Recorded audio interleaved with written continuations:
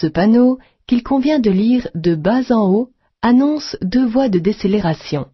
La première dessert l'aire d'arrêt autoroutière du Haut-Forêt et la deuxième, la sortie numéro 4 qui conduit au lieu-dit Noir-Étable. Pour me rendre sur l'aire d'arrêt, j'emprunterai donc la première voie de décélération.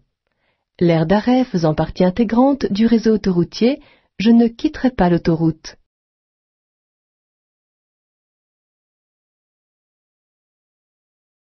À l'arrière, les feux rouges, les feux stop et les feux de brouillard sont de couleur rouge. Les clignotants et feux de détresse sont, comme à l'avant, de couleur orangée. Seuls les feux de recul sont blancs, ce qui permet de distinguer plus aisément un véhicule qui fait une marche arrière. La ligne de rive continue côté gauche et la position des panneaux m'informent que la chaussée est à sens unique. Un regard dans le rétroviseur me le confirme. La voiture qui dépasse devant moi n'est donc pas en infraction. Mais pour l'instant, je ne peux pas envisager cette manœuvre car l'usager qui me suit a signalé son intention de me dépasser. En allumant mon clignotant dès maintenant, je risquerai de le surprendre.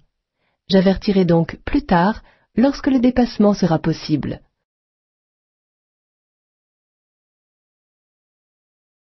Dans ces conditions, je dois m'arrêter pour céder le passage aux piétons engagés sur le passage matérialisé. Le panneau bleu indique la proximité de ce passage.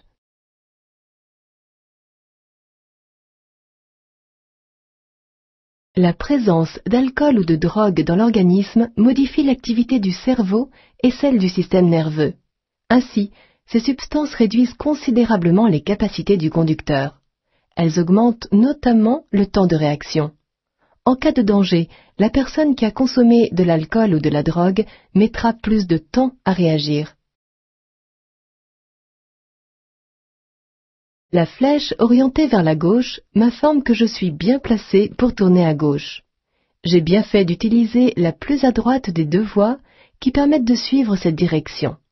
En revanche, pour aller tout droit ou tourner à droite, j'aurais dû être sur la voie de droite.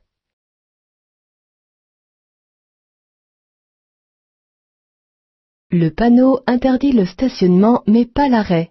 Cependant, à droite de la ligne, je ne dois ni stationner ni m'arrêter car je serai sur une bande cyclable.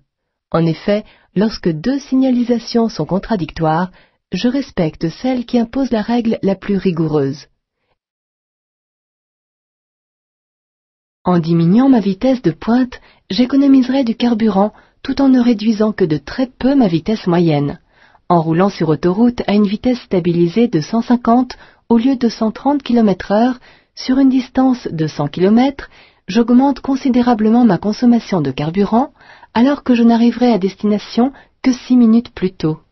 Mais en réalité, ce gain de temps est beaucoup moins important car les conditions de circulation ne permettent pas de rouler toujours à vitesse stabilisée. Ce panneau indique que, sur le passage étroit, j'ai la priorité par rapport à la circulation en sens inverse. Si la voiture rouge était plus loin, je passerai avant elle. Mais, comme elle est déjà engagée, il est inutile de forcer le passage au risque d'entraîner une collision ou de l'obliger à reculer. Je ralentis pour la laisser passer.